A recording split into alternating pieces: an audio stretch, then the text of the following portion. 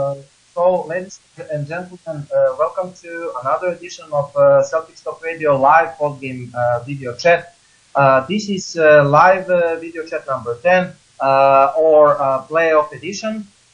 We are discussing and recapping the game 1 playoff 2017 round 1, the game 1 between Boston Celtics and Chicago Bulls. Chicago Bulls made an upset the last night by defeating number 1 seeded Eastern Conference Boston Celtics 106-102. And at the beginning of the show, I must say a couple of words about Isaiah Thomas and about everything that's happened. First, I want to express my condolences and my admiration to Isaiah Thomas because, what he did the last night. He played 24 hours, after his sister, China, died in the car accident. And I really don't know how many guys that are watching this show or doing this show will play in these similar occasions. That showed extraordinary dedication and strength of his personality, faith, and I really want to thank him, and whatever he decided to do in the rest of the Bulls series, I will be okay with it. I mean, every single normal Celtics fan is going to support Isaiah Thomas. I'm not talking about those idiots that are that keep on bashing the team and even Thomas at Twitter or Facebook. I'm not counting them as normal fans. So every single normal Celtics fan and writer and NBA fan in general is behind Isaiah Thomas and supporting him. When we are mentioning Isaiah Thomas, Daniel, by the way, to mention that today is Monday, 17th April, around 6:40 p.m. Eastern. So I'm mentioning that because of the guys that are listening to the show. So you will be able to listen to this show on our YouTube channel. Subscribe to our YouTube channel, Celtics Talk Radio, for those live post-game video chats. And this is recapping the game 1 of the playoff series, Bulls and Boston Celtics Chicago Bulls, number 1 against number 8 at the Eastern Conference. Again, subscribe to our YouTube channel, Celtics Talk Radio channel, and subscribe to Vivid Green Celtics Fans Forum and Celtics Talk Radio Facebook pages. Find us at Twitter, STR capital letters, Celtics Talk Radio, our Twitter name, Celtics Talk Radio, Instagram. Also, we described at our Celtics Talk Radio Facebook page how you can subscribe and find our iTunes page.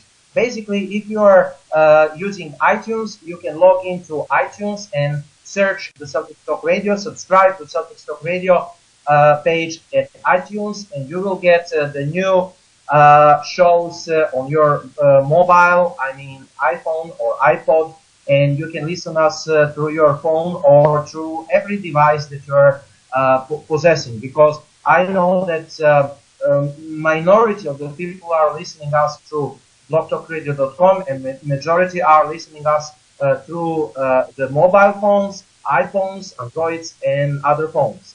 Anyway, let's return to Isaiah Thomas. We have good news, Daniel, tonight. Gary Washburn reported from Globe that the technical foul against Isaiah Thomas in Game 1 has been re-signed by the NBA Celtics. How do you have a quick trigger with Thomas under those circumstances? I really don't know. I'm talking about those refs, but we will talk about those disgusting ref officials later. For 15 years from now, I really has admired Isaiah Thomas about his friendship And I will just read. I've read about the friendship with Isaiah Thomas. Me and Isaiah have known each other since we were kids, since we were 11, 12. So we are just family. And no matter what goes on, we have each other's back. And we are always going to be there for each other. And I think he knows that. And I know the same about him. We are always going to support each other. Not to say our teammates aren't going to support as well, but we are family and it's different. He's going to be there. I'm going to be there for him no matter what. I'm just happy to be part of his life. He's a special person, special player. And I know that this playoff series continues. Isaiah is going to continue to play well. I'm going to continue to support him, and he's going to play for his sister.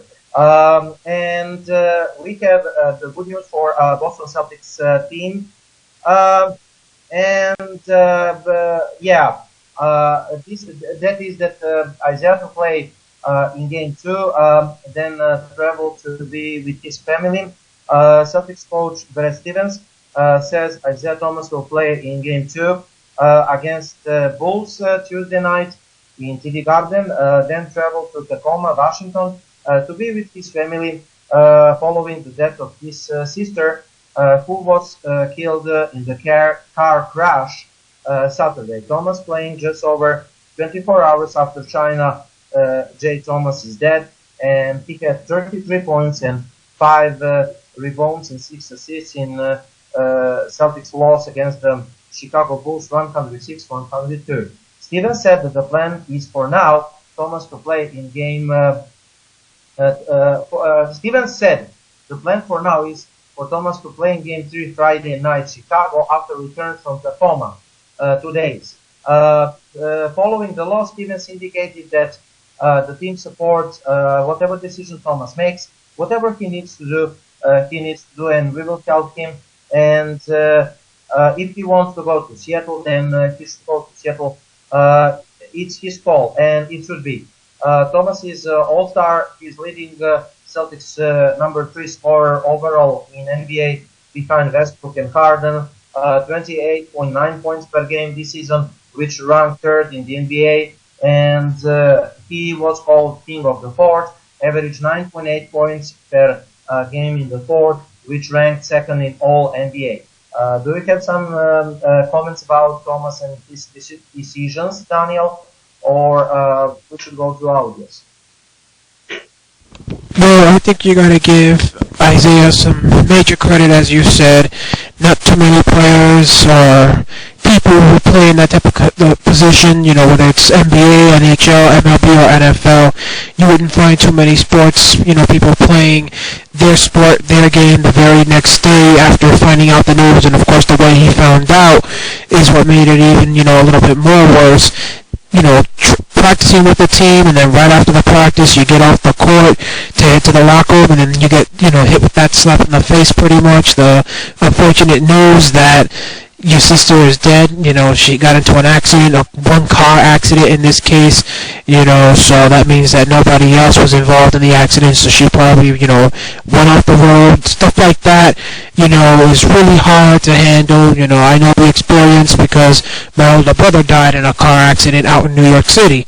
You know, so it's unfortunate for him, and of course it's a little bit more when it's a sister, when you're a man, you know, your little sister, you're the one that helped raise her, you know, so it's unfortunate for him, but I think everybody's got to truly say that if you didn't have respect for Isaiah Thomas before yesterday's game, you got to have some now.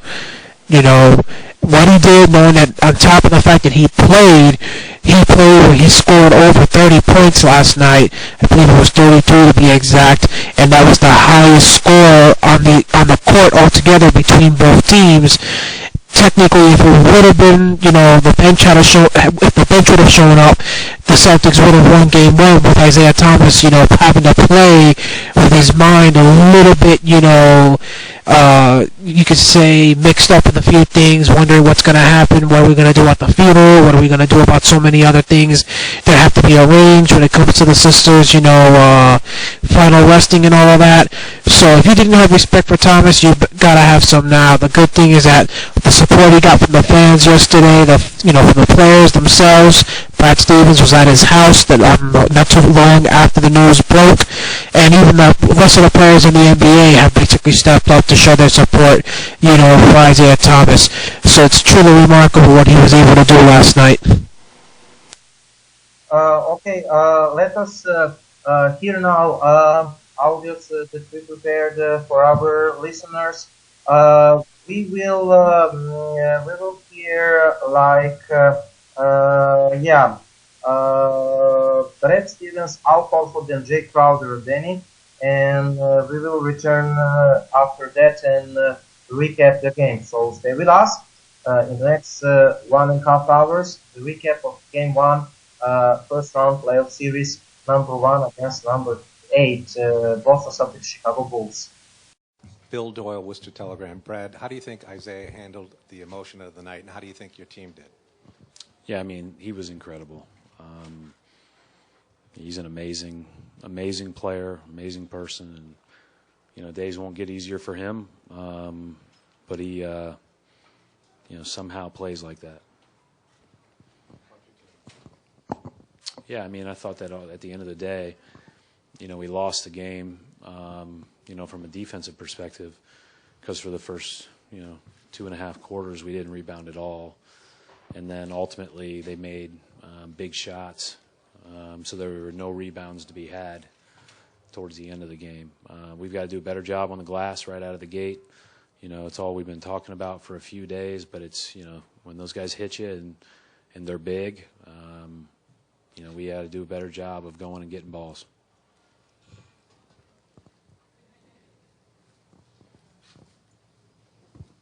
Coach, just to touch on that rebounding a little bit more, is that just positional or is it effort? Like, what did you see as to why they had so much success in that area of the game?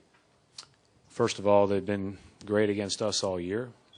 I think you look out there, there's size, so you got to hit them early and don't let them get into the paint on their cuts when they're cutting to the basket to get a rebound.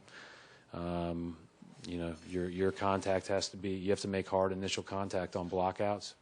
Can't just turn and look or get pushed under, because they're going to get the ball. They're bigger than we are, so we have to hit first. And so I'll go back and look at it and chart it all, but that'll be a big deal moving forward. It's Ian Thompson with NBA.com. Brad, how did the whole tragedy of Isaiah's sister affect your team tonight? And if it didn't have an effect, what does that say about your team that they were also able to overcome it? First of all, credit where credit is due to the Bulls. And, yeah, I mean, it's really hard circumstances for those guys, specifically Isaiah.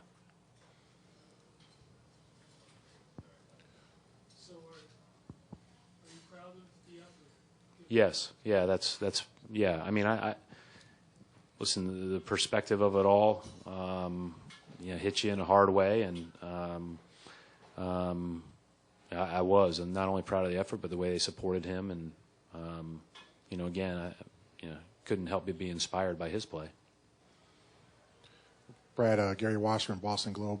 The lineup at the beginning of the second quarter struggled again.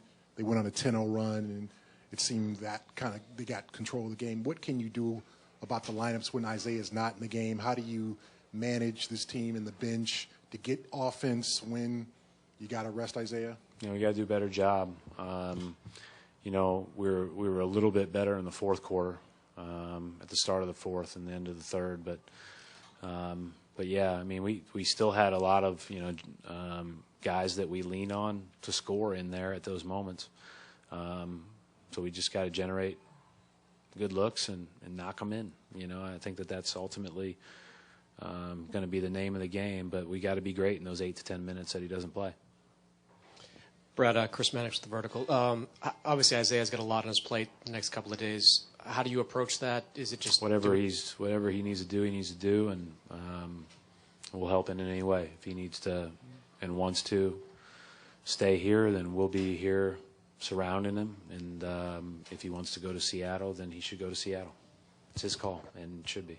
So you don't have any clarity yet on what he's going to do, though? No, I told him that it's got to be like, I mean, I'm not going to ask him or,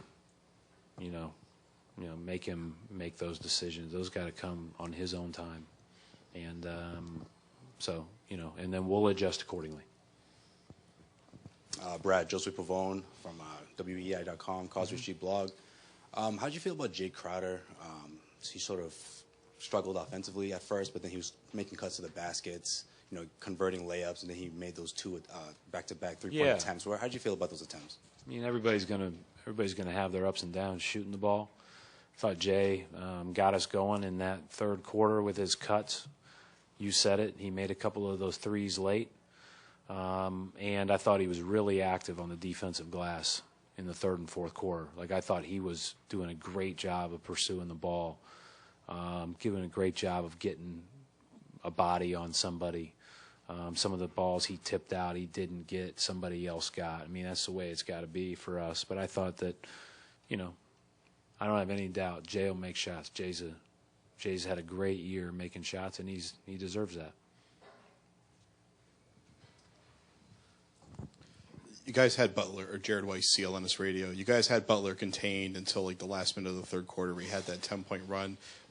You guys were getting over screens physically, and that seemed to be really working well. But what were they able to do, especially with the interaction between Butler and Lopez, where they run those off-ball screens? I mean, they'll set it for Jimmy off the ball. They'll set it on the pick and roll. They'll set it with their ones. They'll have him set it for the one. They just put him in a variety of different positions that puts you in a tough spot to maintain your matchup. And then he got going making some tough contested shots. That's one of the things about it, and it's one of the reasons why you can't, not rebound for a full game, because he's gonna get on a roll at some point. Now, hopefully you can break that rhythm and make it as tough as possible, but he's not going to miss shots all game. So he got in that rhythm, and that really hurt us. Brad, Gary Watson, Boston Globe. All year the theme had been playoff success. We got to win a playoff series. We've got to do this. Then to get hit in the mouth, lose home court advantage to the 8th seed. What do you tell your guys over the next 2 days? Do you sense that they'll have issues with confidence or psyche? How do you approach that? We'll go back and see what we need to do different, see what we need to do better, and get ready to play Tuesday.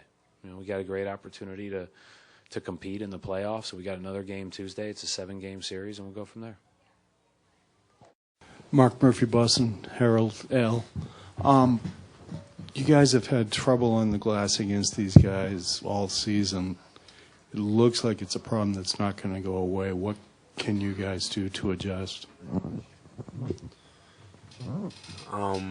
That's something that was one of the keys for us going into game one. We needed to do a good job of that, and we didn't. I'm very eager to go back and look at the game, see what kind of things we could do better. But we need to be able to. That's the key for us. We need to be able to hold them to one shot, and that's how they were able to stay in the game in the first half, and they made an impact that way. So it's happened to us the times before we've played them this year, but we need to figure it out. Is there something different you can do, or is it just more of the same? I just think that, we got to be able to get those long rebounds. There's some that they're going to get. That's just the way it is. But some of the longer rebounds, the 50-50 balls, we need to come up with those. And like I said, I think that once, I go back and look at the game, those are things that, that I'll get a better sense. I'll be able to probably talk a little more about it tomorrow. Chris Gasper, Boston Globe. Al, obviously a disappointing night for you guys to lose a basketball game, but does it put it in perspective when you recognize the type of loss that Isaiah is dealing with? Yeah. I mean, it's a difficult time, for Isaiah and his family, and for us as well. And we wanted to, come out and be able to win this game. But yeah, there are bigger things than just basketball, and for us is we not take anything for granted, and really pull through. At this time, I feel like this will make us stronger, and we're there to support Isaiah. Yeah. Al, follow up on that. How, without making any excuses, how complicated was it to stay focused on the task? I mean, there were so many things going on at the same time. Did you feel like it was affecting you guys for 10, 12, 18 minutes to get locked in? Yeah, I mean, we're never gonna make excuses, but this is hard. This was difficult, and I felt like our guys, we really dealt with it the right way, but Isaiah is the one that I feel like dealt with it best. We knew he was hurting. This is not easy, and we have a lot of respect for him. I have a lot of respect for him for what he's able to do to come out here and show and because it's not an easy task, but he didn't make excuses. We didn't either. We really try to come out here and focus on the game. Jared Weiss, CLNS Radio. You played 40 minutes for the first time this season. Did you feel tonight, I know this isn't usually the approach, but did you feel like you had to take on more of the scoring burden because of the situation you guys had tonight? Yeah, I mean, I just think that, I played more minutes, but also, I just needed to be out there making plays, whether it's me scoring the ball or finding the open man. One of the things that I try to do is really make the game easy and just try to play with pace. I feel like I was able to do that a lot of the night. I feel like when we play that, with that good pace, I feel like that's when we're at our best as a group. And we did that for times tonight, but we need to get better at that for the next game. Al, Mark D'Amico, Celtics.com. Just to touch on that offensive rebounding by Chicago once more. You said that was a key for you guys heading into the game, that you talked about it quite a bit. What were the discussions in the middle of the game when you were seeing what they were doing on the offensive glass? For us, it was to make adjustments. As far as we needed to make an effort to, box them out. Everybody needed to get in there, they kept coming up with rebounds at different times. I feel like we did a little better once in the second half, but sometimes I feel like as a group you'll learn more from a loss than a win. I think, if we would have won, we would have been like, whoa, but we won. And I think that's one issue that we need to address. We need to be better at, and I feel like we'll have a different result. I mean, I'm his locker mate, so on the road and here, so it was kind of off today, Just got you feel for him a little bit, but I definitely felt the awkwardness of the whole group and just trying to feel for him and play and have all type of emotions all in one. So it's a tough day for us. We'll bounce back. How do you think he handled just all the different stuff he was going through today? I mean, he scored the ball well. A little emotional at the start, but I think it just speaks to who he is as a person and how he come out here and just fight each and every night, even when adversity is against him. And my hat's off to him. And just should have got that win for him. How did Isaiah for you guys all season long? It seemed like tonight once again it was a major factor. Yeah, that was the game. We got that's the game. That's the series. If we don't rebound, we don't win the series. Simple. What can you do differently? I feel like our focus at that level. I mean, at the level of trying to win the game was there in the second half. But we got to have it from start. to put that in those guys' mind that we're gonna box them out, or we're gonna rebound the ball. But I felt like we got to have that from the tip to win the game, win each game, and win the series. For you, how frustrating was the early foul trouble? Yeah, it was very frustrating. I felt like a few of them wasn't fouls, but hey, I got to fight through it. I got to be better. I got to put myself in a better situation to feel the game and feel the rhythm of the game better, and not put myself in that situation. How did Isaiah's situation affect the team as a whole? Like I said, it was a little awkward for us, but we tried to put that behind us and fight for him. But it was a little off, because you want to talk to him, but you really can't talk to him because he's not talkative right now. He's just fighting through some adversity, and that's understandable. Jay, regarding the rebounding, they're obviously big with Lopez, but how much of it is positioning? How much of it is effort? I mean, what can you guys do? Well, I think it's just awareness is a major key on it. We got to be more aware of where he's at on the court and where their rebounders are. And I think once we have an awareness of where they are, we can take care of it. But I think it's not just only on the bigs. It's on the guards that come in and clean up, because those guys are in the trenches fighting. So us guards got to come help our bigs out in the entire series. You had Butler under control for a large part of the game. He went off in the fourth quarter. What changed there? I just felt like he got comfortable a little bit. He got to the foul line like 14 times. The game he got a rhythm that way, and he made some big shots. And they're late, but he started to get to the foul line like he usually do. And we got to do a better job of not putting him on the foul line and not giving him easy buckets to get him going. So, ladies and gentlemen, this is Celtics Live 4PM Chat, episode number 10. We're recapping the Celtics loss from the Chicago Bulls in Game 1 in Boston. This is playoff series number 1 against number 8. The game number 1. The game number 2 is tomorrow in Boston too, in 8 p.m. Eastern. And like I said, the positive news are that the plan for now is Thomas to play Danny game number 2, and after returning from Tacoma, Washington game number 3-2. So we don't have to worry, at least for now, about that. And let us start to recap the game, Danny. And if you have the statistics, I will let you try to do the statistical analysis of the game. By the way, again, to repeat, the Celtics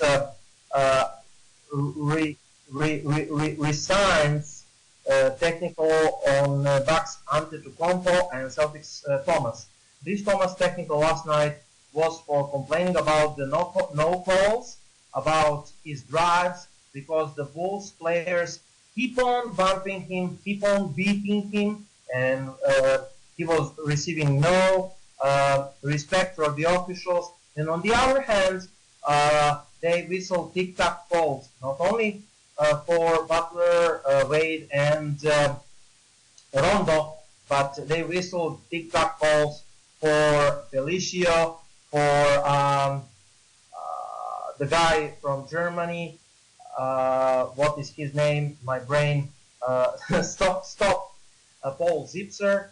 They whistled fouls to Bobby Portis, which is showing that practically this is officials laughing at Isaiah Thomas and us, because they are saying like, okay, you are place number 1 and Thomas is MVP and one of the best scorers in NBA and obviously the best player at the Eastern Conference behind LeBron James. Everybody who said the opposite is either idiot or biased. And the officials practically were laughing at us and saying, okay, you're maybe place number 1, but for us, it is not 2017 year, it is 2010 year. In this year, the Butler is superstar, the Wade is superstar, the Zonofre is superstar, but I have information for the officials in the NBA. It is not 2010 year, it is 2017. Boston Celtics are number 1, not the Bulls, and Wade is not anymore superstar. Wade is just a veteran player. Butler is maybe all-star, but not a superstar, and you should not treat Butler as LeBron James and Stephen Curry.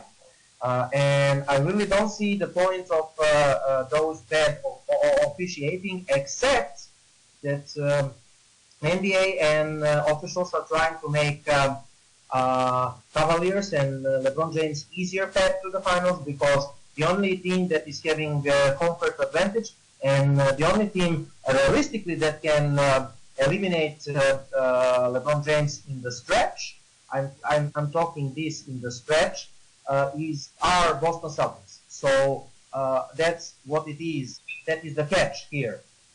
Danny, if you want to comment about those technical, that is NBA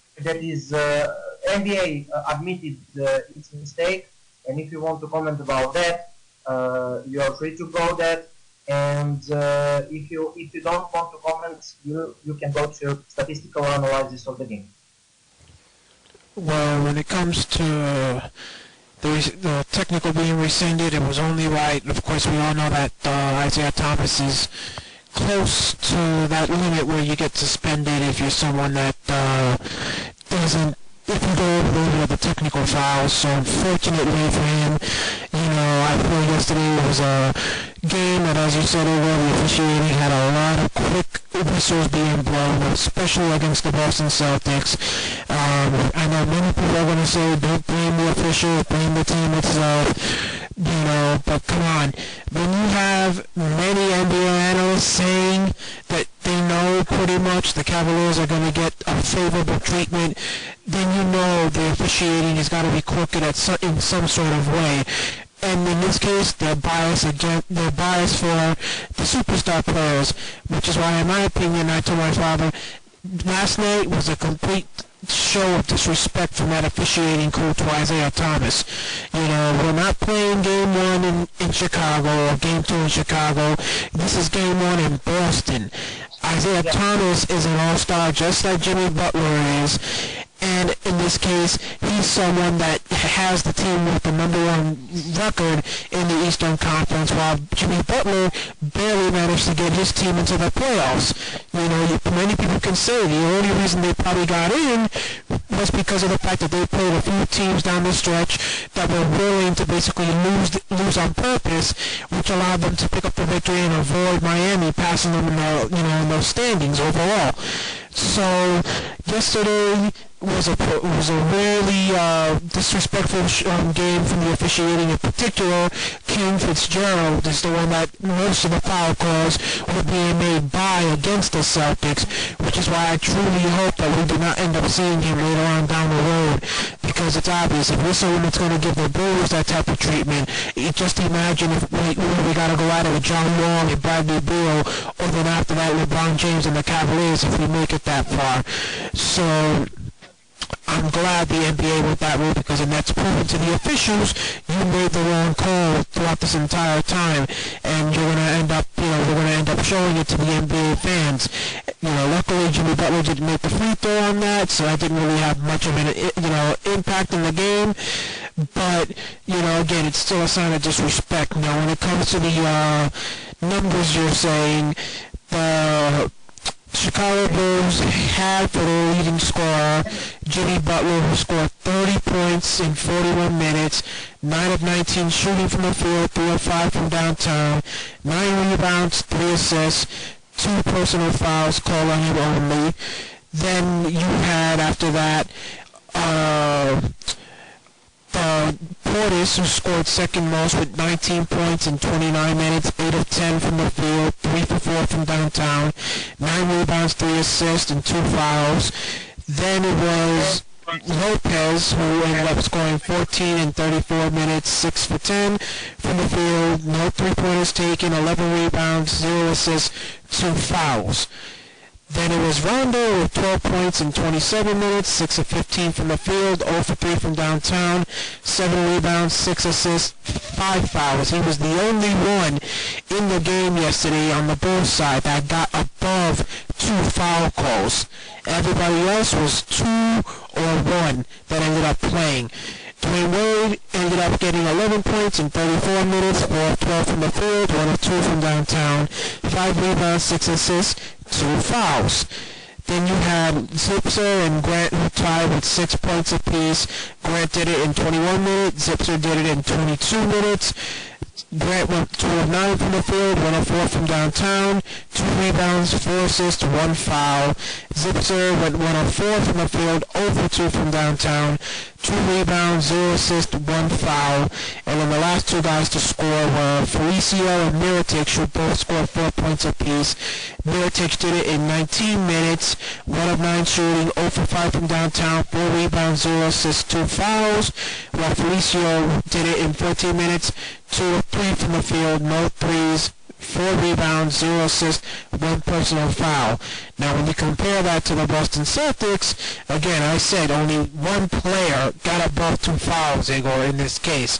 On the Bulls side, when you go to the Celtics, you had Isaiah Thomas who led the way, including leading the scoring overall in the game with 33 points in 38 minutes, 10 of 18 from the field, 3 of 7 from downtown, 5 rebounds, 6 assists, and 3 personal fouls. So our all-star had pretty much more fouls than most of the players on the other team. Only Rajon Rondo had more. Then you had Al Horford, who was second highest with 19 points in 40 minutes, 8 of 13 from the field, 1 of 2 from downtown, 7 rebounds, 8 assists, 2 personal fouls. Then Avery Bradley was the last Celtic who managed to get into double figures as he scored 14 points in 35 minutes, 5 of 13 from the field, 4 of 10 from downtown, 3 rebounds, 2 assists, 1 personal foul. Then you had Crowder and Marcus Smart, who both played 31 minutes and scored 9 points apiece. Smart went 3 of 9 from the field, 3 of 7 from downtown, 2 rebounds, 6 assists, 2 fouls called against him. Crowder went 4 of 12 from the field, 1 for 5 from downtown, 8 rebounds, no assists, 5 fouls against him. So Crowder also managed to tie Rajon Rondo, so you got 2 players who pretty much went above the entire Chicago team when it comes to fouls. Then you had, after that, Kelly Olynyk, who scored 7 in 23 minutes. He went 3 of 8 from the field, 1 of 4 from downtown, 4 rebounds, 3 assists, 1 foul. Amir Johnson scored 5 points, 18 minutes, 2 of 8 from the field, 0 for 1 from downtown, 4 rebounds, 0 assists, and he got called for 3 fouls, so that's 3 players. Then you had Brown, who scored 5 in 11 minutes, 2 of 2 from the field, 1 of 1 from downtown, 1 rebound, 0 assists, 0 fouls. And then the last person to score was Gerald Green, who scored only 1 point in 6 minutes, going 0 for 2 from the floor, which included 0 for 1 from downtown, no rebounds, 1 assist, 1 personal foul. Jerebko scored nothing in 4 minutes of play, didn't even bother to take a shot, didn't get no rebounds, got 1 assist and 1 personal foul.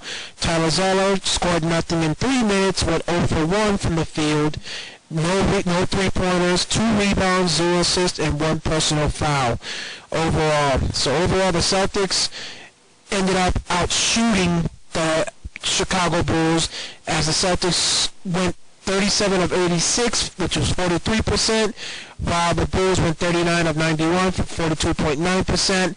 The Celtics did better overall in the three-point shooting as they went 14 of 38 for 36.8%, and the Bulls went 8 of 25 for 32%. Of course, the Bulls won the rebounding battle 53 to 36. The Celtics won the assist battle 27 to 22, and then the Bulls were called for 18 fouls to the Celtics 20. Yeah, and I have one thing to add about the officials. It was obvious that they, at the beginning of the game, they attacked the primary defenders on Butler that are Ivory Bradley, Jay Crowder, and Marcus Smart. So those 3 guys received 2 fouls, and after that they could not defend Butler. And after that, the officiating criteria was that the Celtics are receiving tic-tac fouls, and on the other hand, the Bulls can play the hard defense they were literally beating and touching Isaiah Thomas and every Celtics player on the drives without any calls. So on one hand, you can play the hard defense, and on the other hand, you cannot play the hard defense because the officials gave you many fouls to your primary defenders. And that is when, in the second quarter, the Bulls began to run, and they began to generate the easy transitional points, and they won that second quarter by 7, if I'm correct, and Al Horford was the only guy with 6-0 run at the end of the quarter, number 2, that get us back into the game. Anyway, let's begin with game recap. Early in the fourth, Isaiah Thomas checked back in that movie type of ending possible. His Boston Celtics trailed the Chicago Bulls by 1 point in the playoff opener, which he has completing in just 1 day after his young sister China passed away. The crowd was great, and the Celtics flopped down the stretch of 106-102 game 1 defeat. They failed to hold off Jimmy Butler and the surprising stars Bobby Portis and Jalen Grant. Random things happened. Marcus Smart drilled three triples before going icy in the fourth and throwing away critical outlet pass, and Portis went nuts off the Chicago bench. Grant hit a clutch three-pointer late in the fourth, and the Celtics lost largely because of all the potential problem areas. Most iffy rebounding and powerless bench stood up shrieking and ruined the chances of Brad Stevens' team. All while Butler, who had 30 points, 9 rebounds, and 15 points in the fourth, Isaiah Thomas had 12 in the fourth. He was fantastic over the last 15 minutes. He led the Bulls offense, and he took some gigantic task of guarding Thomas, racking up on the huge block, and he ended the game in the finals.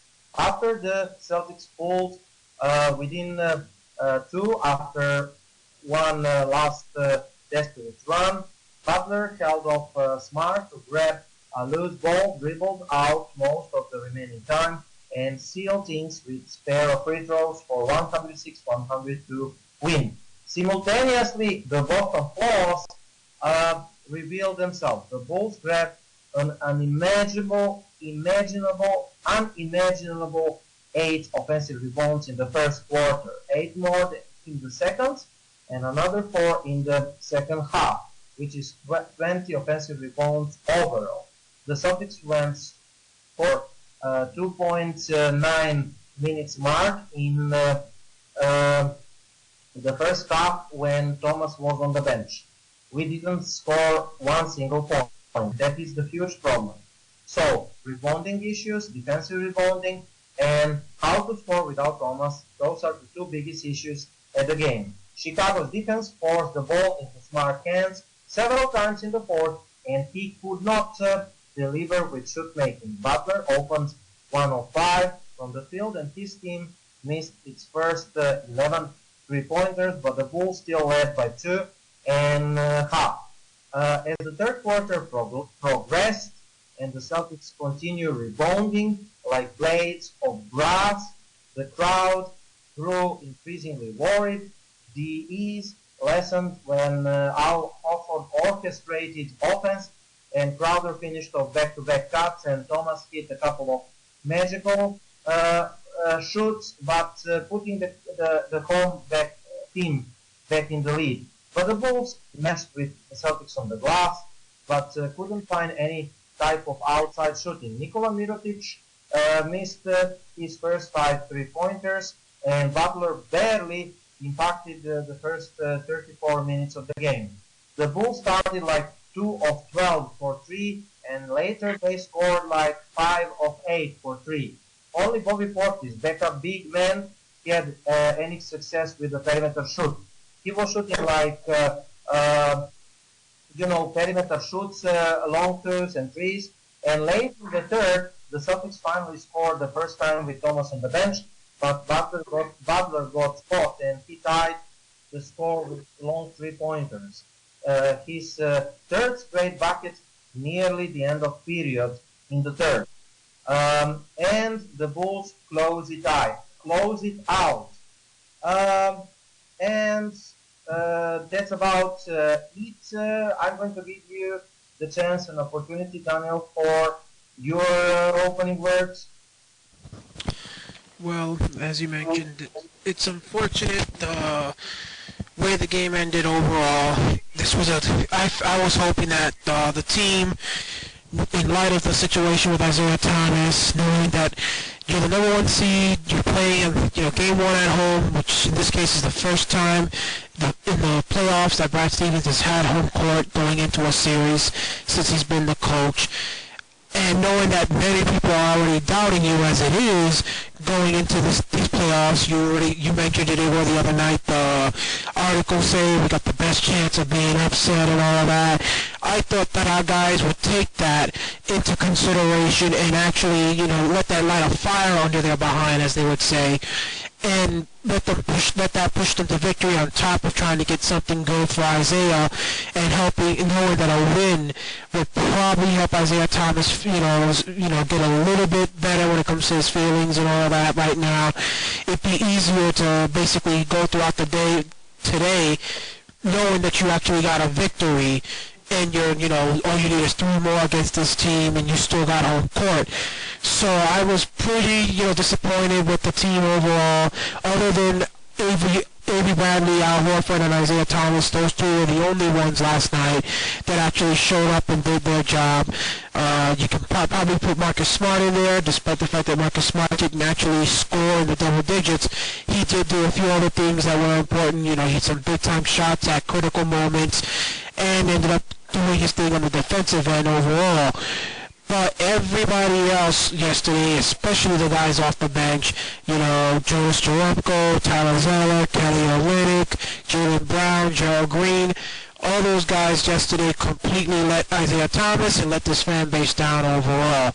And deep down, they got to hope and pray that they don't lose this series, because unfortunately, if they lose this series, not only will you have lost your chance to actually get some of these All-Stars to say, I want to go play for Boston, but you have opened up yourselves to major criticism from pretty much everybody from now until the start of next season.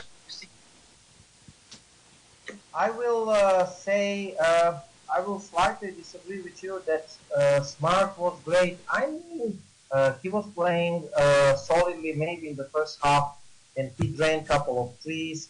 I cannot remember 2 or 3, but I mean, when you look at his defense and the stuff, he finished like 30 minutes, 9 points, and 6 assists, and only 9 points. He shooted really poor, 33%. Field goal. He actually shooted 3 of 7 for 3, 43%. And actually, if you look at Marcus Smart and the way that the Bulls defended him, you could notice that they were guarding Marcus Smart under the screen, and they were letting his shoots. They were letting him shoot, and he drained the first 3 triples, but later in the fourth, when it matters, he missed the threes. And he finished with plus-minus factor minus 13, which is showing us that during the Marcus Smart on the fourth, the Celtics were outscored by 13 points from Chicago Bulls. He was the worst in plus-minus factor. I would say that the only third guy that deserved to be said like solid, not great, it is Avery Bradley. I'm not happy with Bradley's shooting. He shooted like 38%, and when you he shooted like 40% for 3. He played 35, and we may discuss if we have time, but we're short with time. This way, maybe Danny, I'm thinking about Brad Stevens should make adjustments. We will talk about the adjustment later, but one of the adjustments that I will try is with the same amount of minutes, maybe to put Jalen Brown in, and I would really to play 30 minutes, Jalen Brown to play 16 minutes, for example, but Jalen Brown to start, because Jalen Brown played the best basketball as a Celtic with the starting unit, and I think that is one of potential adjustments that Brad Stevens can do and should do. But I'm aware that he will not do it, and that this is just one of sports talk radio things. But whatever. What is the key moment?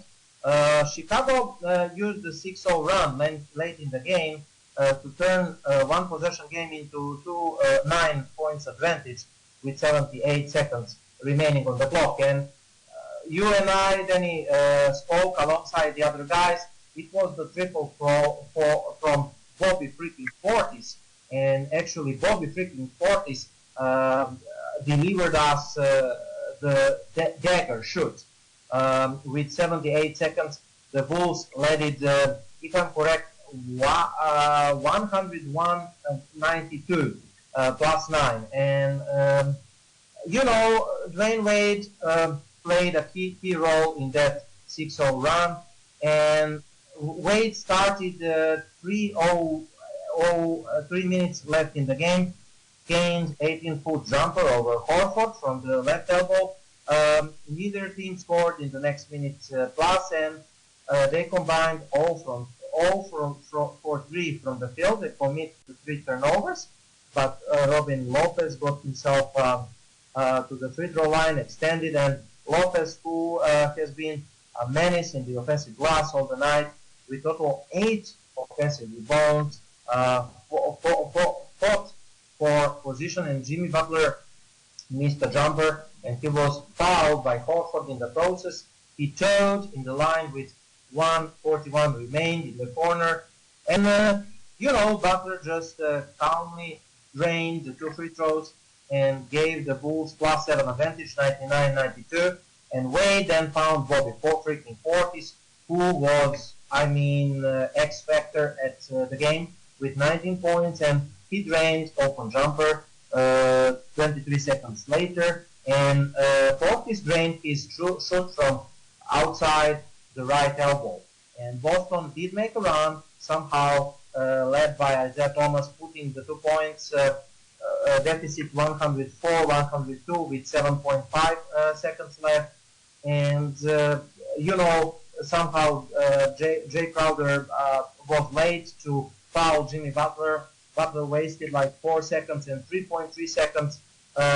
Finally, Celtics caught Jimmy Butler and fouled him, so they wasted a time. And Jimmy Butler drained those free throws, and Chicago won 106-102. Do you have something to add on that story, Danny? Well, we all know Jimmy Butler was going to be in that type of predicament. He was going to be the main guy to stop in this entire series overall. Because really, Dwayne Wade still gets respect and all that, but Dwayne Wade is closer to the end of his career than he is to the prime of his career. Celtic fans, of course, we all know Rajon Rondo's, habits, and the fact that really he is not one of those that we can say is going to dominate a game, especially not right now. He still doesn't know how to shoot. Yesterday he went 0 for 3 overall. So Jimmy Butler was going to be the main man you had to stop. Unfortunately, you said it, Igor, they gave too many fouls, in my opinion, to Jay Crowder at the start of the game, and that really went the route of making it where he didn't have much available to do. He spent a lot of time on the bench, and that allowed, Butler to get comfortable in the second half. because the only guys you really could have that could do anything to stop Butler in any sort of way is Jay Crowder basically doing what he has to do, or Marcus Smart being the next one that could do it. A couple of more articles. Just I was doing some cleaning, and the line cracked. So let me. I have live video button appeared here just to inform you on my computer too, live at the Facebook from computer and phone. Anyway, count me and let's continue with the show.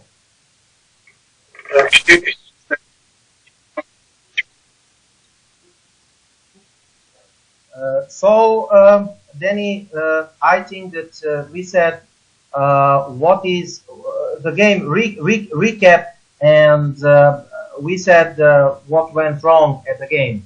But I want to talk about the issues. Issue number one is rebounding. Issue number two is scoring without Isaiah Thomas. And the adjustments that potentially, Brad Stevens could make and should make that will put the Boston Celtics ahead of the Bulls.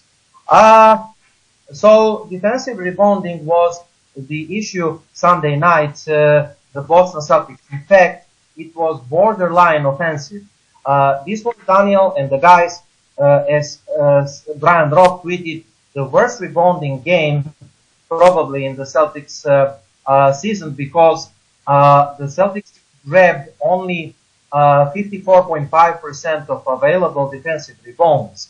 The Chicago grabbed 16 offensive rebounds in the first half and 4 in the second, overall 20. And I think that Lopez grabbed 8 offensive rebounds, alone.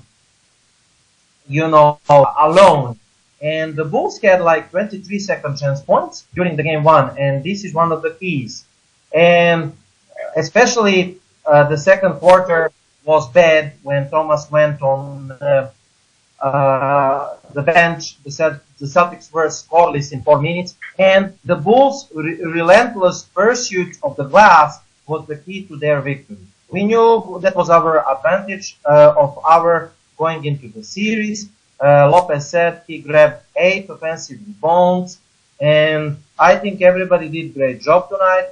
The box score kind of agrees with Lopez. 9 Bulls players appeared in the game, and all but 2 of them, that means 7 Bulls players grabbed at least 1 offensive rebound. 4 of the 9 players grabbed multiple offensive rebounds. It's something that we have done a pretty solid job of all seasons long, said Hoiberg. Robin is a huge strength, and I thought our guards went in the glass. Chicago's well-rounded rebounding effort deserved respect. Oklahoma Thunder led NBA in offensive rebound per game, 12.2.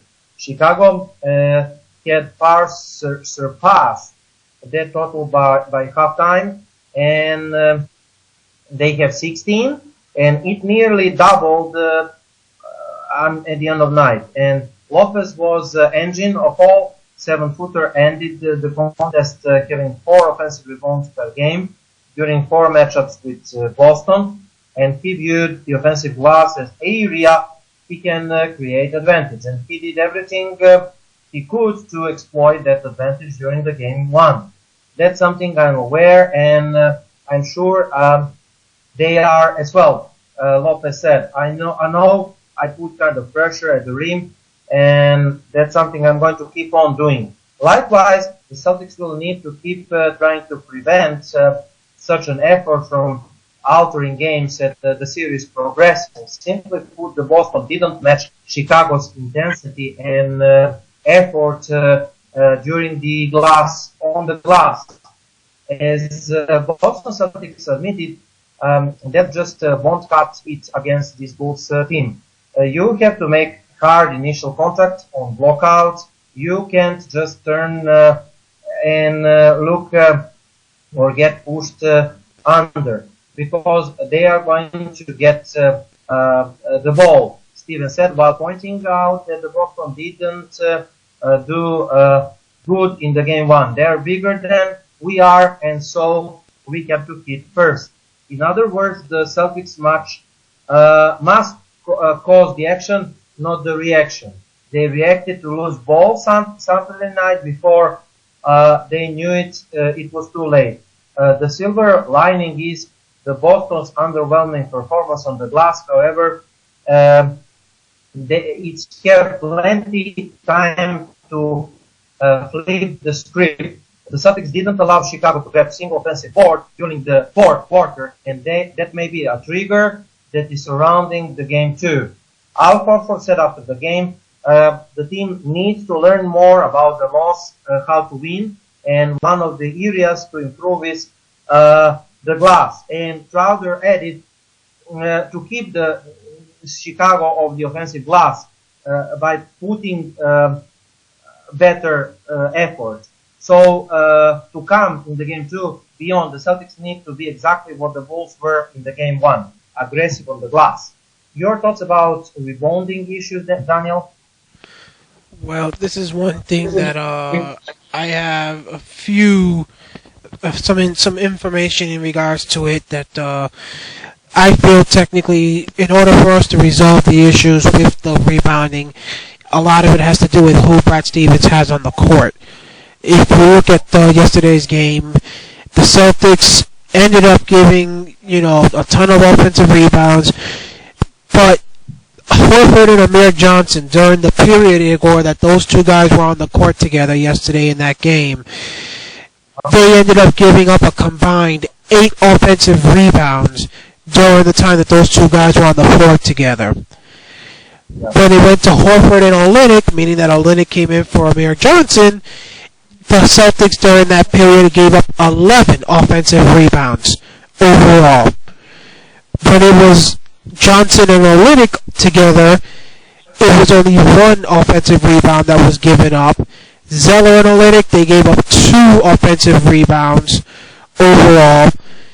You had Horford and Jerebko that were on the floor together as the center and power forward at one point. They gave up no offensive rebounds.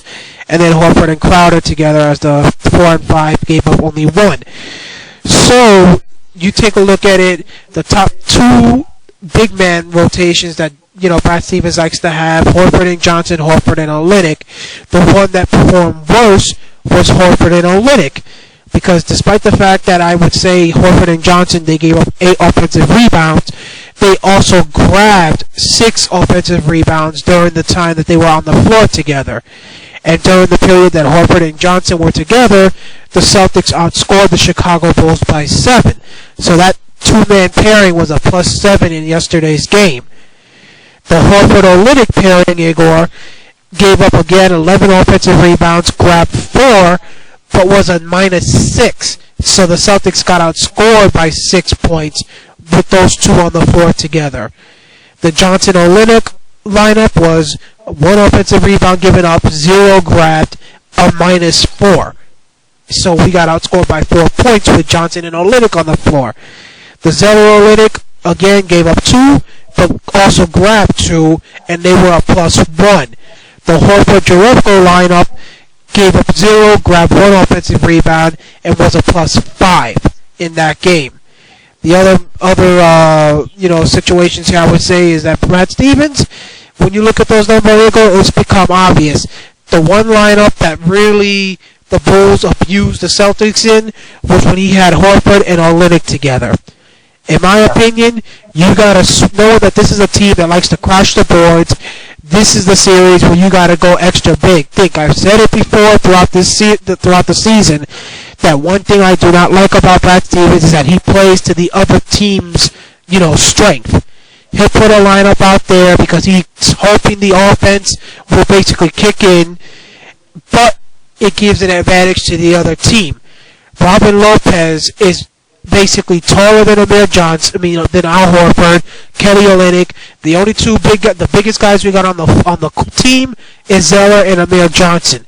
In my opinion, one of those two guys has to be on the floor at all times defending the paint. So I would say, Igor, make it where Olynyk becomes the primary backup to Al Horford and Zeller becomes the primary backup for Amir Johnson, at least in this series here. If Al Horford needs to take a rest, you take him out and you throw in Olynyk. Amir, you throw in Zeller. Do not go in the route of basically alternating and making it where you got Zeller and Johnson or Olynyk and Horford, because technically you're not giving yourself any help either way. If you go with Zeller and Johnson, you don't have enough offense with that pairing. You put up Olynyk and Horford, then you're giving Robin Lopez a right to actually go ahead and abuse Olynyk, because we've seen throughout this season also, Horford is not somebody that will play in the paint and try to go for the rebounds unless he's the only man on the court available at that time. Like we saw towards the end of the game when we went extra small and had, Crowder, Bradley, Thomas, and Smart with Horford. So in my opinion, you got to make it where Olynyk is coming in for Al Horford, Zeller for Amir Johnson. Like that, you got two big men, one being near 7 foot at all times on the floor, going after the rebounds. Do not be going extra small in this series, and do not be alternating, because Olynyk is a liability. People want to complain about Isaiah Thomas being a defensive liability. Look at Olynyk. Olynyk yesterday didn't bring up anything really in offense, and then yet he's also allowing Lopez to literally abuse him during the time that he's on the court. So Brad Stevens, you just, if you're watching this, you just saw the numbers right there, buddy, and this pretty much proves it. I do not want to see Horford Olynyk in the next game. Yeah, and I think that, like you said, the Anna Horford tweeted the people are complaining about Al Horford's rebounding. And if you look at his rebounding, it was not bad at all, because the last night he flirted with triple-double, 19 points. He had 7 rebounds, 5 offensive and 2 defensive, and if I'm correct, only Crowder with 8 rebounds was better in rebounding departments than Al Horford. Al Horford had 19 points and 8 assists and 7 rebounds plus 3. I think that he had a phenomenal game and that he led the Celtics. What I want to say is that what I have to complain to Stevens about is, like you said, again, the scoring without Isaiah Thomas and rebounding issues. The people at our page and on the internet went nuts, and the radio hosts and national medias that predicted Daniel Celtics elimination. ESPN said 29% we're going to be eliminated, the most of all of the high-seeded teams. We have the most chance from the high-seeded teams, top 4 at the East and West, to be eliminated from the round 1, according to ESPN and projections. But BPI is saying that we have 78% to win the series, and I think that this is accurate, that 78%. By the way, what I wanted to say is about the rebounds. I will clinch my points in the end, why I still say Celtics in 5 or 6, and I'm pretty confident in my prognosis from the last show, and I still think so. I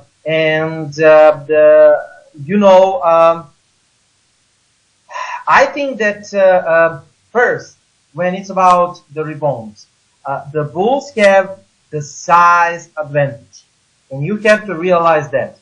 They're playing from their bench. They're playing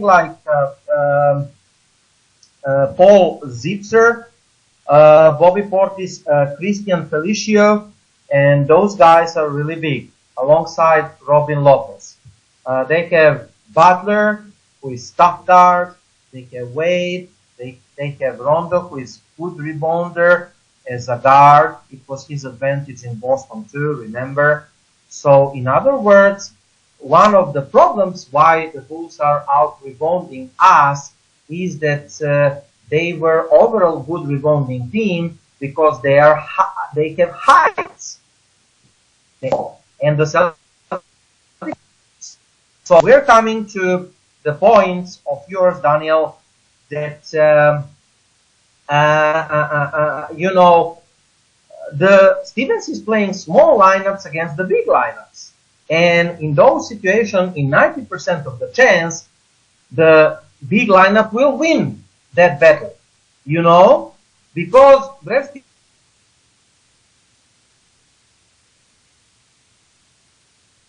Stevens is hoping that playing like IT and B lineup at the end of the game. Isaiah Thomas, Avery Bradley, Marcus Smart, Jay Crowder at 4, and Al Horford. He even tried, because of the rebounding, with Tyler Zeller, and he tried to score without Isaiah Thomas with Gerald Green. But nothing out of that worked. So he needs to shorten the bench, and he needs to take care about what this Fred Hoiberg, who is worse coach than Brad Stevens, but he outcoached Stevens in the game 1. We must say that. And Brad Hoiberg is not good coach. The Stevens must look at those trios at the court that we mentioned, Daniel. It is good. We mentioned at the last show that he should stay away from Marcus Smart, Terry Rozier, and Jaylen Brown from the bench. And because Jaylen Brown is not performing, I'm suggesting Stevens to start with Brown. It will not take away too much from the Celtics. I'm still saying that Bradley should play between 30 and 35 minutes depending on the foul troubles. But I'm just saying start Brown to maximize his minutes, because Brown is tough defender, and Brown had a very bad game, especially defensively, but I'm saying play Brown 11 to 16 minutes, no problem. But start him because he was producing the best in the season when he is playing alongside Al Horford, Amir Johnson, Isaiah Thomas, and Jay Crowder. So this is one adjustment to make. And after meaningless Ivory Bradley 3 changed off the rim buzzer, the Chicago Bulls won the game 1 by 4 points. So while loss is a loss, you don't want to overreact to it, especially in the playoff series. Boston did a lot of good things, but they did, for example, turning 4 points deficit into win is just a matter of tightening a few screws in their game plan. For example, I think that, like I said, Daniel, Chicago played perfect game. All of their 9 guys, or let's say 7 guys played perfect game. Bobby Portis played career night. Grant played career night. And all the Celtics players, except, like I said, Thomas, Horford, and partially, just partially Bradley. All the others, 6 or 7 players, played like crap. And still, the Chicago won only by 4. And that is why they're giving me confidence that the Celtics will win the series, but we will talk about that later. Now, the defensive rebounding. When you look about the defensive rebounding in the box score, the rebounding differential jumped at your face just like, the obvious things, if you're not blind or stupid. The Bulls won the battle on the boards 53 to 36, plus 17, including 20 offensive rebounds and 8 offensive rebounds to Robin Lopez. They scored 23 second chance points, and that was the difference in the game. It's been narrative all seasons, and then we have been talking the whole season that the Celtics are poor rebounding team. For what it's worth, Warriors and Clippers and Cavaliers are giving gave up more offensive rebounds per game in the regular season than the Celtics, but that hasn't seemed to bother them to be favorites in the finals. Why? Because they are good in other areas, such as fast break points. Those teams are fast break points monster. They are the best shooting teams in the leagues, and they are generating easily points in the half-court sets by good shooting, floor spacing. Offensive rebounds are less about extra possessions and more about demoralizing the psyche of the team's defense. I think that is the truth, because the Celtics have rebounding from poor rebounding performance.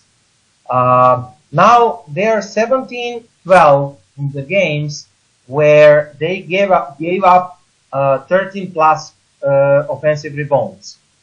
That means if the Celtics give up 13 or more offensive rebounds, the chances to win the games are 17-12. They have found the ways to win the wars when they are out rebounding, but they never won where they are crushed. Only maybe one game. And they should address to it, because against the Bulls teams, the Bulls offense relies on the second chance points. Schematically, there are some offensive rebounds that are just difficult to prevent. For example, Brad Stevens' preference to ice pick and roll, prevent to going the pick and roll ball handler to the middle, and that is giving the rolling big man an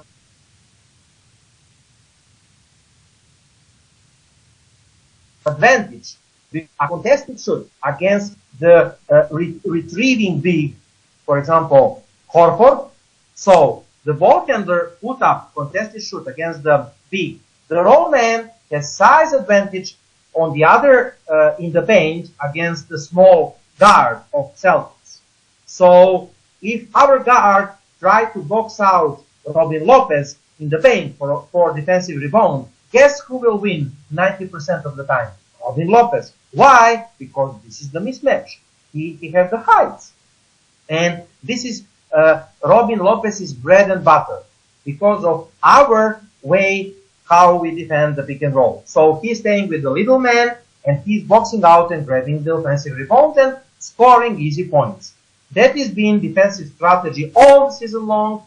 Ice pick and roll for the Celtics, and the guys like Isaiah Thomas and Avery Bradley just going to have to do better job boxing out.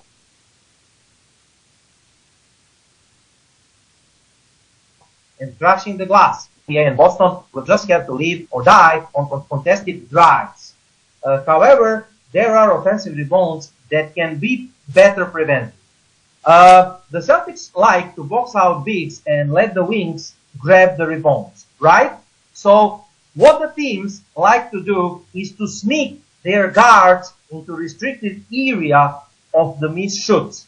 Like Marcus Smart and Avery Bradley, the Chicago guards drive in the paint. Dwayne Wade, Grant, or Rajon Rondo, they drive in the paint, and Butler, they drive in the paint when they know there is going to be a short rebound of the drive or medium range too.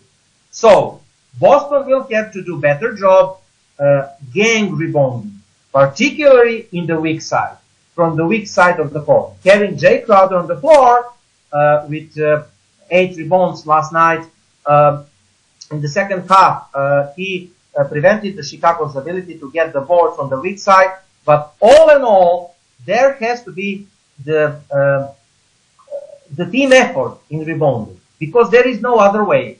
There is no other way. We have no big man that is rebounding defensively, except I think Olynyk. Rebounding, Olynyk is not rebounding as a big man. His rebounding rate, defensively rebounding rate is as a winger. And Al Horford comment in the presser that rebounding is the key is exactly the point. Another thing and another issue, Daniel, and guys that are watching us, is offensive spacing. At the end of the season, the Bulls finished with the 6th best defense in the league, with 104.5 defensive rating. Again, they are 6th best defensive rating in the league with 104.5. And especially, Daniel, in the last 13 games, they are 9-4, and they have offensive rating 108 and defensive rating 98. That is, since inserting Rajon Rondo, they have net rating plus 10 in the last 13 games, and they have like 9-4 record. And in the final 10 games, when Chicago closed out the regular season on 7-3 streak, they were number 1 in the league in 96.5 defensive rating in 10 games. In last 13 games, the defensive rating falls to 98. So the Chicago is not a quick team, but they are a physical team. And fun indeed, they are bullies. They are trying to get you out of the ball as much as it is possible to disrupt your offense. That means hedging hard on pick and roll. That means they are hedging hard, overcrowd the pick and roll coverage, staying tight on the shooters, and bodies up off the ball actions, off the ball screens, the bodies up, budding up. So frankly, they are the team, at least on defensive, and that is built for the slower pace on the playoffs. But the Celtics are equipped to counter the Bulls' aggressiveness on the defense. Boston has been one of the league's best ball movement teams, and if they want to win the series, they will have to involve more players on the offense in Game 1. Only Thomas, Bradley, and Horford combined 66 points. Thomas, Bradley, and Horford. So, like I said, those 3 guys, kudos. All the others suck. So, the team will need contributions from their number 4, number 5, number 6 guys. Hey, I'm looking at you. Amir Johnson, Marcus Smart, Kelly Olynyk. I'm looking at you. And they must be better. It's easier said than done, but Thomas and Horford draw a double team, and they will be able to find the open man, and the guy must be able to drain the shoot. And, you know, it will put subsequent pressure on the defense or rotate the ball to someone that can drain the shoot. All the season long, pairings of Isaiah Thomas or Marcus Smart of the pick and pick and roll or dribble handoff actions with Horford, those actions has been effective for the Celtics. So more so, if the ball can touch the paint of the action, good things happen more the times in those actions with Al Horford as a pick and roll guy. So early in the game, the Celtics were more aggressive attacking the key with Horford rolling man. Rolling man more rather than popping man. And Thomas and Smart going to the rim in the second half, the Bulls adjusted and collapsed the paint. That's when the secondary options have to step up. And the Celtics secondary options failed to step up. With the bigs like Lopez and Cristiano Felicio dropping back to the paint and to the rim, Horford and Kelly Olynyk will be forced to make the plays either of the dribble or to the post.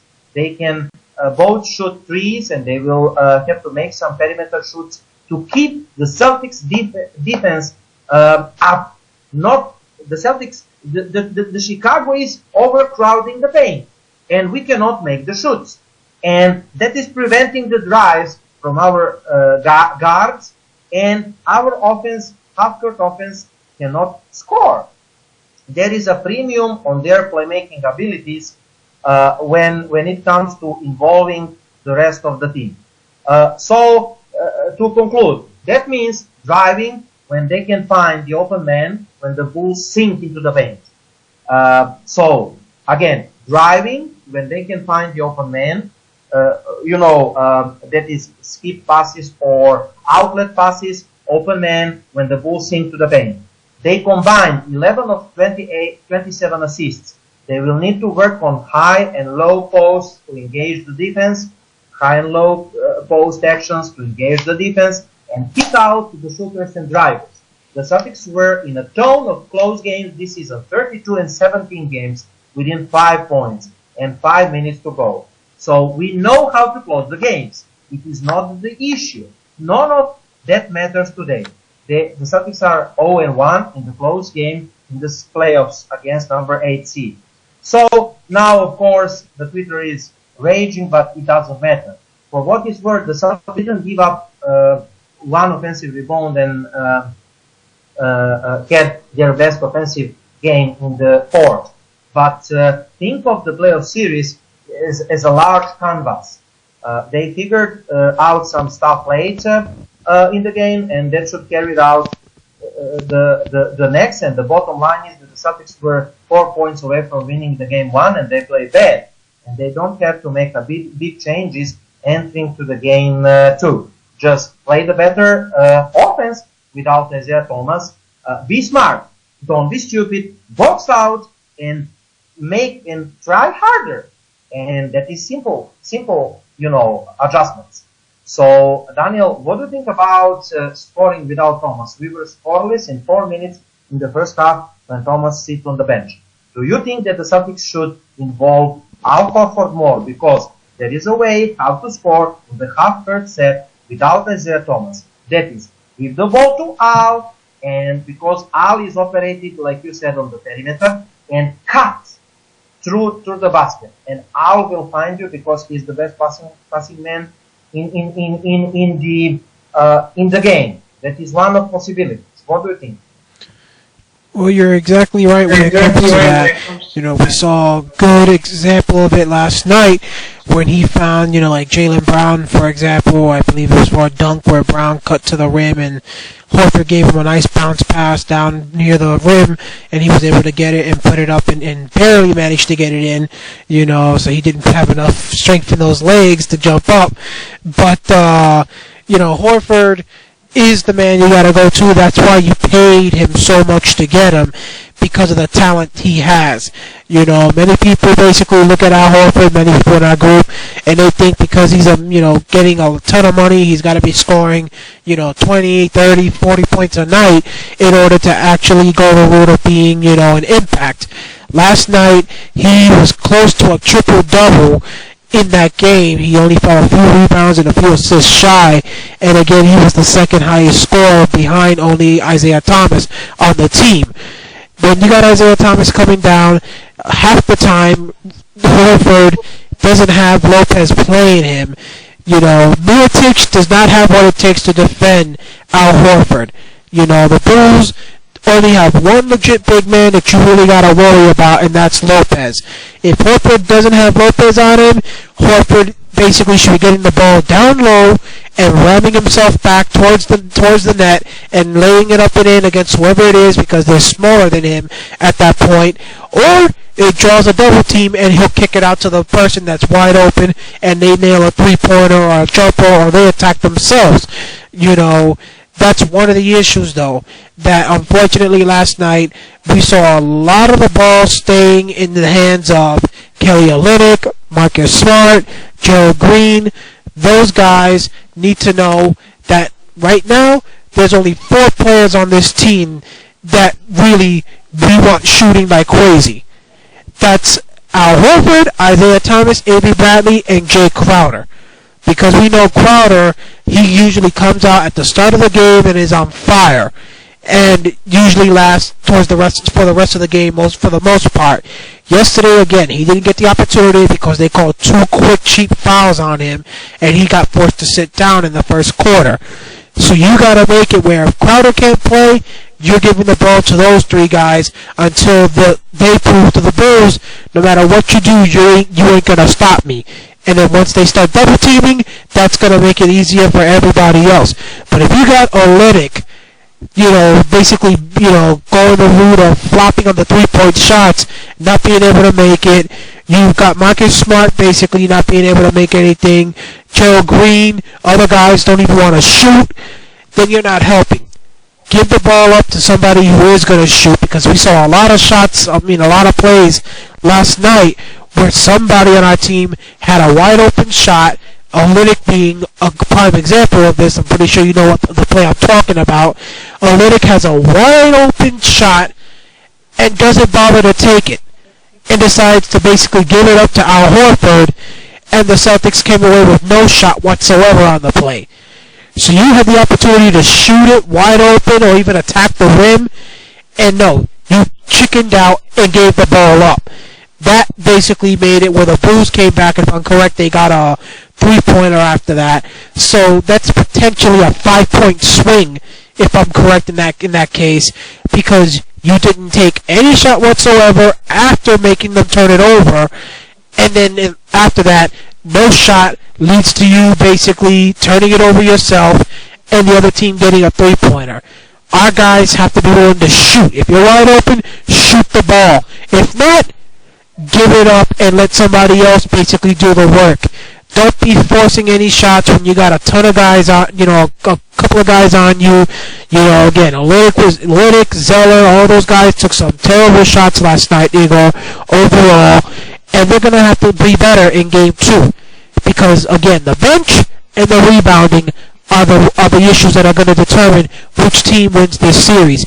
You cannot have Portis basically matching up your entire bench point for point, pretty much, which is what he did last night with 19 points, and again the bench itself, if I'm correct, it was 23 or 25 points. So Portis nearly eliminated everybody from the Celtics bench when it came to their impact, which meant anybody else that scored on the Bulls bench was going to help make a difference. And again, in a game there was only a few points basically between the two teams at the very end. The bench, if somebody else would have made 2-3 more shots, we probably would have ended up winning this game. So I hope Brad Stevens has those guys as we speak basically in the court shooting and practicing for tomorrow's game, because those guys have come up way too short over the second half of the season. Okay. For this show, chat analysis of the game 1 and announcing of the game 2, which is on program tomorrow, Tuesday, 18th April 2017 at 8 p.m. Eastern in TD Garden, TNT game also. The reasons from Jeff Clark, excellent stuff. Why I'm still optimistic Celtics in 5. Other than the fact that I'm Homer. He said, I'm still optimistic that the Celtics will win the series. I'm even confident enough to predict that they will win in 5. Why? Well, most of it because I'm Latin Homer, but I do intend to intervene my objective analysis where I can. So, some bold predictions. So, my bold predictions before the series, Jeff Clark. The Bulls will win one of the first two games in the Boston. Everyone will flip out. Talk shows guys will fill the day. We'll have a filled day. National talking heads will say, I told you so, and discuss the chances of top 8 seed upset top 1 seed. They will bring the TNT Bulls, and they will can the Celtics and they will call the Celtics the fake 1 seed, patronizingly explaining to us how the playoffs is different from the regular season.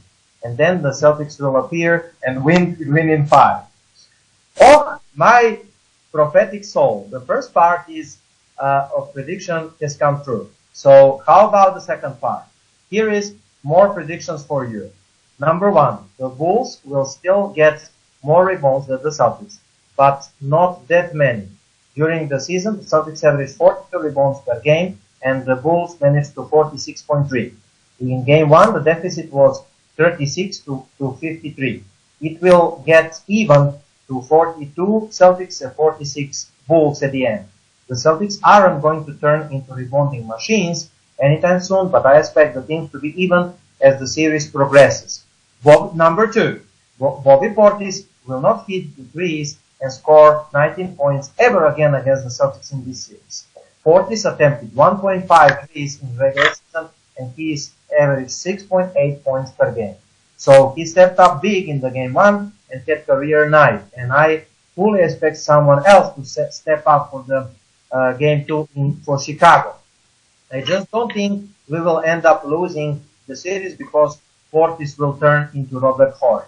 Number 3, the Celtics bench will play better. We will know, we all know that the team is way better with the starters, and particularly when Isaiah Thomas is on the court. But I think that we will see the better performance from Olynyk and Smart, who both were negative plus minus in the game 1. In addition, I think the bench as a whole plays better at home than they showed in the first game. Number 3, Jay Crowder will play better. Jay is gamer and winner unless there is something injury holding him back. I am guessing he will bounce back and having better performance than game 2. Note that he still led the team with 8 rebounds. And number 5, Brad Stevens is the best coach of the series and he will adjust. The team didn't perform well and they should have Stevens was forced to tinker with lineups early in the effort to get them at the right track. I think with game of video and some of help from the side, he will have strategy to win the game 2. With all that said, it's only fair to point out that Thomas played about as well as he should. Al Horford was Al Horford, nearly triple-double, and the team shot it poorly, 36.8% from 3, and still managed to lose game 1 by 4. Butler is a star, Wade is still dangerous, and both Rondo and Lopez can still be very productive. So nobody's saying this is going to be easy. I just have faith in the Celtics are more talented 1 through 9, better coach and flat out the better team. They should win the series, and I'm hoping that they can do it in 5. Although I will take 6 or 7 gladly. And this is the end. So Danny, do you have something to add? Well, you said it. You know, deep down, I'm not gonna panic as of yet. This series is far from over. It's just one game. You know, it was an emotional night overall for all our guys. I think everybody overall was impacted from the seeing Isaiah Thomas the way he was before the game. You know, the news, everything else that was coming out. And that was something that pretty much, even I think Charles Barkley was saying that would make him uncomfortable, seeing Isaiah Thomas on the court crying and all that, sitting on the bench. I think tomorrow things will be a little bit different. It will have been a few days since Isaiah Thomas's sister's death, and our guys will now be able to focus on other things. So I say the Celtics end up winning tomorrow's game, and they right that and manage to take back home court advantage in game 3. And to just conclude that you subscribe to our YouTube channel, Celtics Talk Radio, and you will get live post-game video chats there. And also log into our page, Vivid Green Celtics Fans Forum. Tomorrow I will do live play-by-play of game 2 in the series number 1 against number 8 Eastern Conference, Chicago Bulls against Boston Celtics. And we will recap that game Wednesday night, 7 p.m. Eastern at Celtics Talk Radio. This time at blogtalkradio.com, our show. And tune in to blogtalkradio.com. Watch us at YouTube channel. You will be able, hopefully, to watch this video chat later. On Monday, 17th April, and you will be ready for the game 2 with our analysis. And that is all for this chat. Daniel and Igor are wishing you a good night. Tune in tomorrow, 8 p.m. Eastern. The big game, must-win game, I would say, for the Celtics in the playoff series against, in the playoff series against the Bulls. And one more information, at the halftime, game 2 at TNT. Cleveland Cavaliers, the champs, are leading 63-58. And go Pacers in that series. And we will finish this. So until the next time, until Wednesday, listen us, support us, comment us, and root for the Celtics. If you are from Boston or Massachusetts, go to game 2 and support our guys because they need support. So until Wednesday night, go Celtics and have a good night.